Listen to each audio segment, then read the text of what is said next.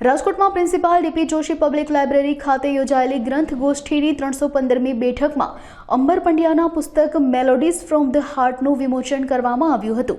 આ પુસ્તક સુપ્રસિદ્ધ લેખક, લોકગાયક, સંશોધક અને પત્રકાર નિલેશ પંડ્યાના પુસ્તક ચાંદો ઉગ્યો ચોકમાંથી પસંદ કરાયેલા 50 લોકગીતોનો અંગ્રેજી અનુવાદ છે। અંબર પંડ્યાના આ પ્રયાસથી આપણા સમૃદ્ધ લોકગીતો હવે ભાષા અને પ્રદેશની સીમાઓ વટાવીને વૈશ્વિક સ્તરે પહોંચી શકશે।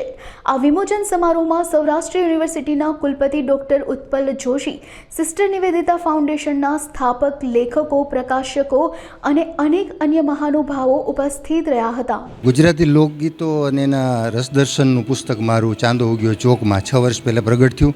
ઘણા બધા એવોર્ડ્સ મળ્યા, ઘણી બધી યુનિવર્સિટીમાં અભ્યાસક્રમમાં એ પુસ્તક ચાલે છે। એ પુસ્તકમાં 90 લોકગીતો છે ને, દરેક ગીતની સામે એનું આસ્વાદ છે।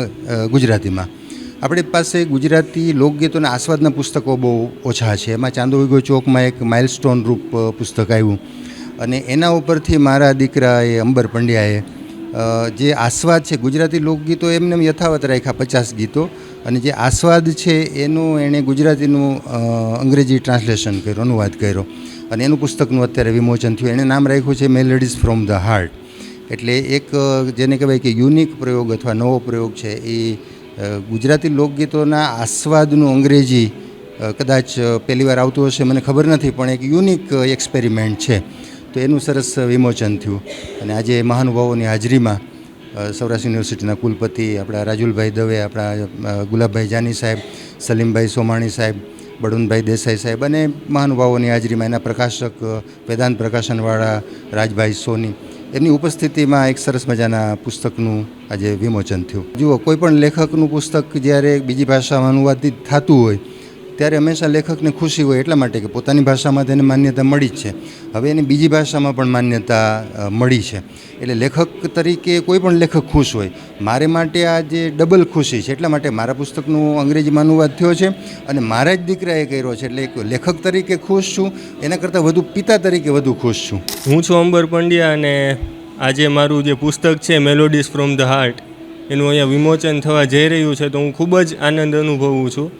આ પુસ્તક મારું પ્રથમ પુસ્તક છે, તો મારું એક્સાઇટમેન્ટ છે એ ખૂબ જ છે, કારણ કે આ પહેલું પુસ્તક છે એ પ્રેરણાદાયી છે મારા માટે અને આનાથી મને મોટિવેશન મળશે કે આગળ મારે આવું ને આવું કામ કરતું રહેવું જોઈએ। અને મારો બીજો એક અન્ય જેને કહેવાય કે રસનો વિષય છે ફિલ્મ સ્ટડીઝ, તો આગળના સમય ઉપર મારો એક ખ્યાલ એવો છે કે હું ફિલ્મ સ્ટડીઝ ઉપર પણ પુસ્તકો બનાવું।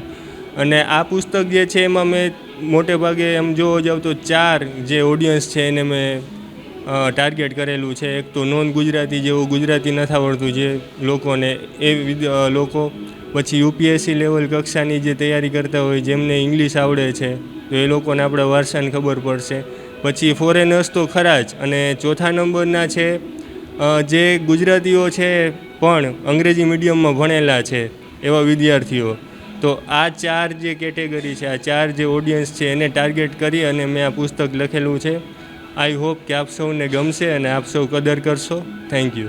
Vedanta knowledge systems private limited દ્વારા પ્રસ્તુત પુસ્તક melodies from the heart publish કરતી વખતે અમારો મુખ્ય હેતુ એ હતો કે ગુજરાતી ભાષા, ગુજરાતી સાહિત્ય, ગુજરાતી લોક સાહિત્યનો અન્ય ભાષાના રસિકોને આસ્વાદ કરાવવા માટે અંબર પંડ્યા દ્વારા આજે જહેમત ઉઠાવવામાં આવી છે, તો એ જહેમતને યુટિલાઇઝ કરીને ગુજરાતી લોકગીતોને એમને મૂળ સ્વરૂપે રાખી અને એનો આસ્વાદ અંગ્રેજીમાં સાથે સાથે પીરસીએ, જેથી કરીને ગુજરાતી સાહિત્ય વૈશ્વિક સ્તરે લોકો સુધી પહોંચે। ખૂબ મોટી NRI કમ્યુનિટી ગુજરાતીઓ અમેરિકા, કેનેડા અને અન્ય દેશોમાં વસે છે, એની નવી પેઢીને પણ આ પુસ્તકનો લાભ મળે એવા હેતુથી આ પુસ્તક વેદાંત પબ્લિકેશન્સ દ્વારા પ્રકાશિત કરવામાં આવ્યું છે।